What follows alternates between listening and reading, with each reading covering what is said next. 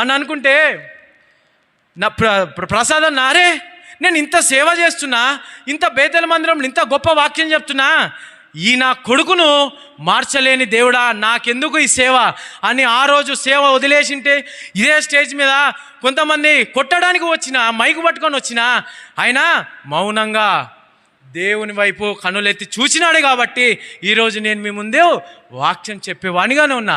అదే రోజు వీడేంది వీనితోటి తన్నులు తినించుకునేది, వీనితోటి ఏంది నేను మాటలు పడుకునేదని ఆ సేవకుడు, ఆ సహోదరుడు ప్రసాద్ గారు అనుకునింటే నేను ఈరోజు రక్షణ పొందేవాని కాదు, మారుమనసు పొందేవాని కాదు, ఇంకొకటి సేవలో ఉండేవాని కాదు. కాబట్టి నిత్యము ఆ సేవకుడు దైవజనుడు ఏం చేస్తూ వచ్చినాడు, దేవుడా నేనైతే నా కొడుకును నీ చేతిలో పెడుతున్నా, నువ్వు ఎప్పుడు మారుస్తే అప్పుడు మారు.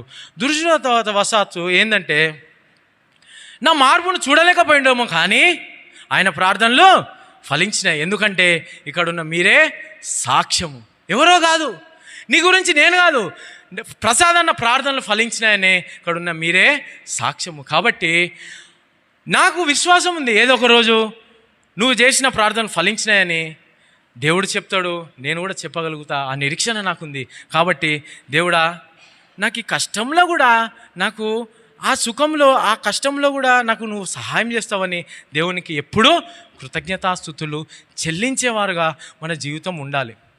కాబట్టి మొదటిగా మనం ఏం చేస్తూ వచ్చినాం, దేవునికి మనం ఎలా లోబడి ఉండాలా, లోబడితే నరకాన్ని నుంచి నిత్య శాపం నుంచి ఎలా తప్పిస్తబడతామో, మొదటిగా నోవాహు దినాలలో, లోతు దినాలలో, మనుష్య కుమార దినాలలో మన జీవితం ఎలా ఉంటుందో చూస్తూ వచ్చినాం. 2, దేవుడు మన జీవితాలలో చేసిన దానికి మనం ఎలా కృతజ్ఞతాస్తుతులు చెల్లించాలనేది చూస్తూ వచ్చినాం. 3వది ఆఖరి దినాలలో మన జీవితము ఎలా ఉండాలనేది కూడా చూస్తూ వద్దాం. తీయండి.